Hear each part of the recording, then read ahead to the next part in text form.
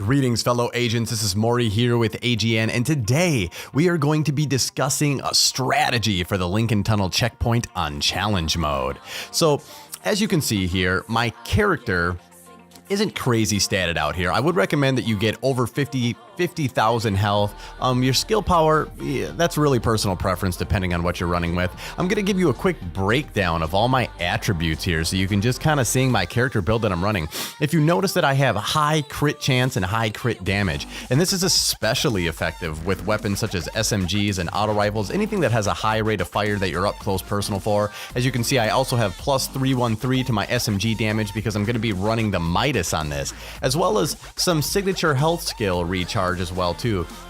And the thing that's important to remember with any weapon, with any setup that you're running, is that when you're looking at the actual numbers for DPS, those things aren't always an accurate depiction of how much damage you're actually doing. Like, you could have a relatively lower DPS but have a high crit chance, and that means you're basically doing double damage all the time.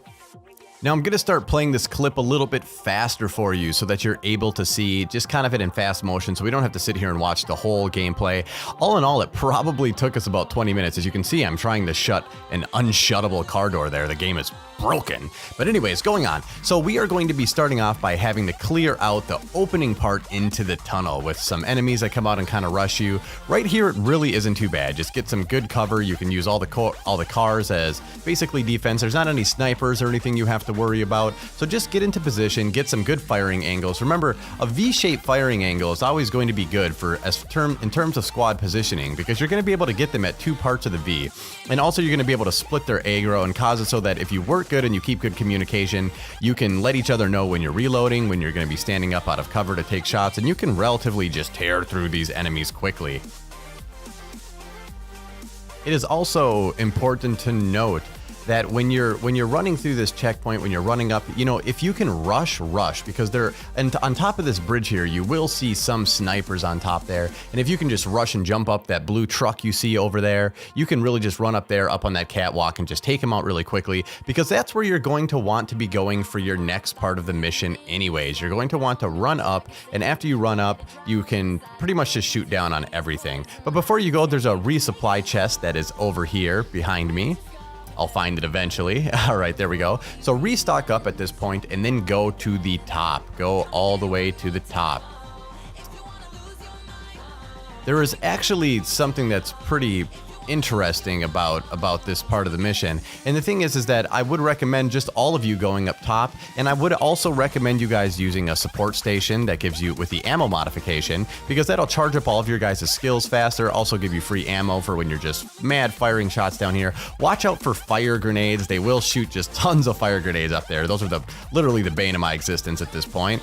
As you can see, we're also using the pulse scan, so that's giving us extra critical hit damage. That becomes very useful up here. Oh, there I just went down, you can see, but I have all of us are right up there in the same spot. And usually if you have the support mod out, you know, you can just revive yourself and it's really not a big deal. So even if you stand out and you're overly exposed and just trying to put as much damage as you can into an enemy, it's really not going to matter in the long run. Simply because of the fact that you're just doing such sustained damage over a time that there's really no risk. No one really seems to rush you up here. No one seems to want to come up here and try to kill you. So it's all relatively safe. Right now, I'm using the Black Market AK. As you might be able to tell just by looking at it, it is a high-end weapon that I bought the blueprint for back before they nerfed Pheonix Credits, and you were able to basically make a few runs in the DZ and come in and buy every single blueprint that was available. But now it is more of a grind, and so that is why I'm choosing to show you this mission today. Simply because this mission probably only took us, I think when I recorded it, it took us about 25 minutes to do it, and it's a guaranteed high end and a guaranteed 30 Pheonix credits for doing it as well too when it's the daily, I believe. And I believe it is the daily for today. So as you can see, we're clearing all these guys up rather quickly. We're starting to work our way down. Once we see that their numbers aren't that impressive, then we'll jump on down and we'll just make quick work of them, because obviously time is a consideration and you want to move fast.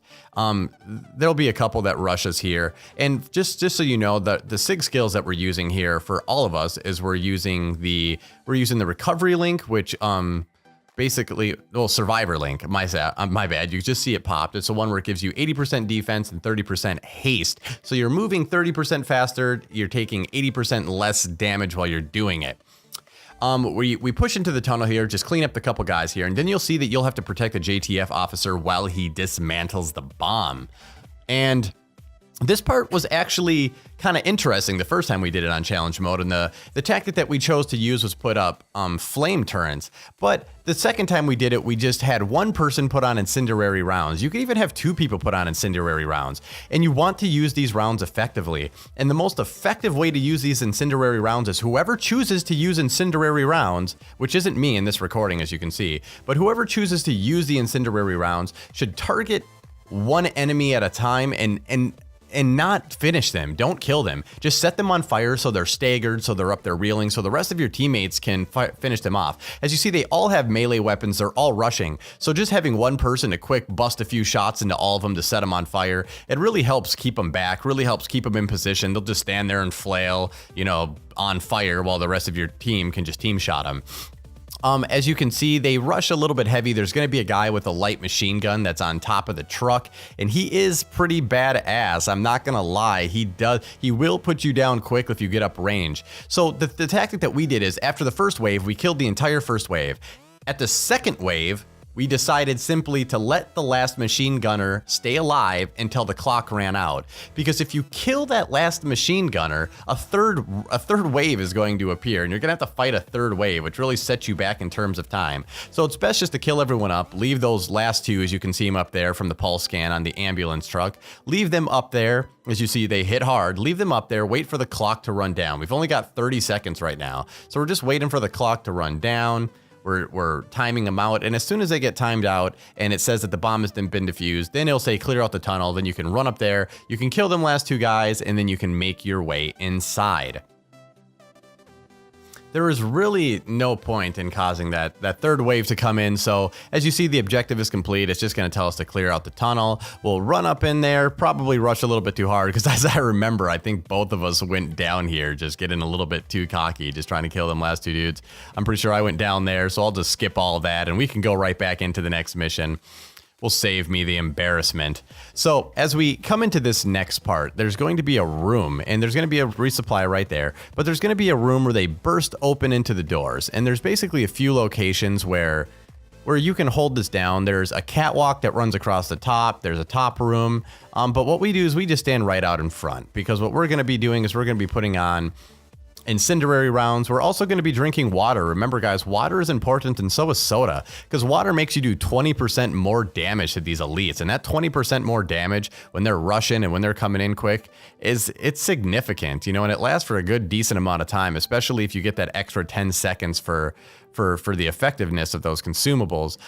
Soda, what it's going to do is it's going to cause your skills to regenerate 30% faster, and also canned food. It makes give you a 40% healing effect that does 40% more healing. So if you're running a tanky character, running something where you have a lot of HP, but maybe not quite enough electronic skill yet to fully maximize how much HP you can actually give yourself, I would highly recommend eating canned food whatever you can and just stacking up on that. In case you didn't know, you can go into the medical wing, and the medical wing has a resupply crate that you can just go in there, and I think it's like every hour, and every hour you can get yourself some soda, you can get yourself an energy bar, and I think that you can also get yourself either water or canned food, one of those two.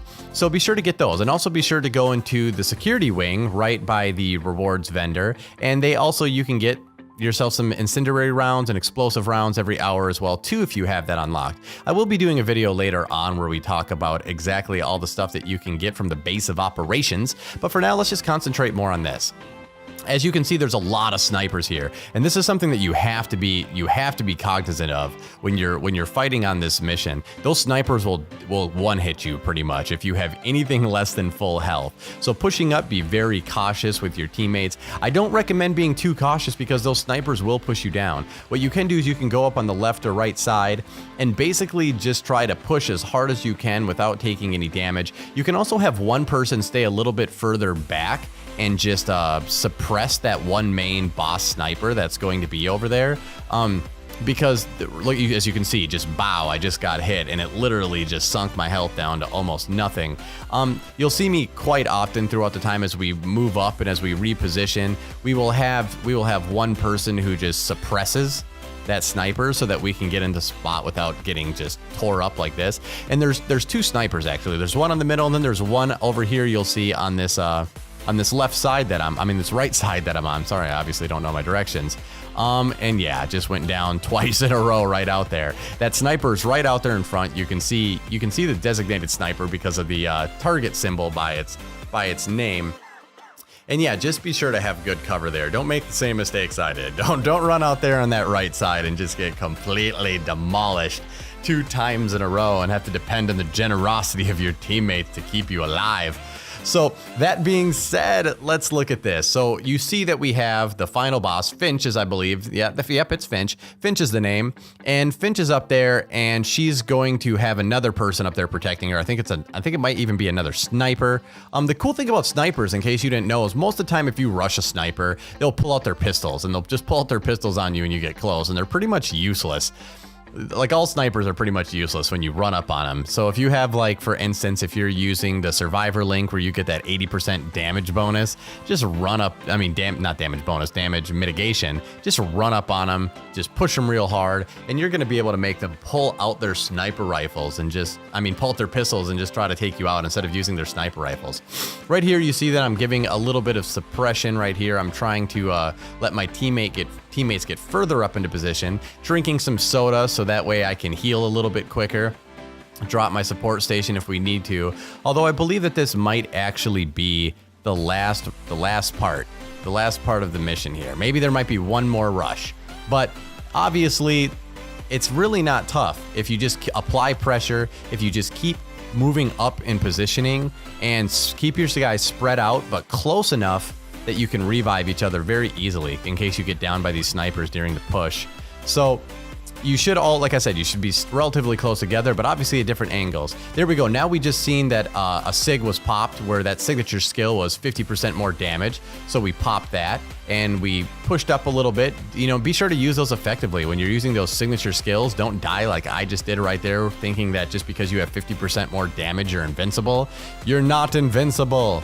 So that being said, I just popped another signature ability, which just gave all of us the ability to push forward really hard, and that completed the mission. That completed it. So guys, thanks for watching.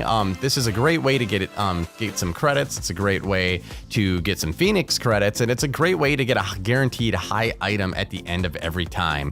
With that being said, I will catch all of you post-apocalyptic gunslingers later. This is Morbid Knight with AGN, turning off and going rogue.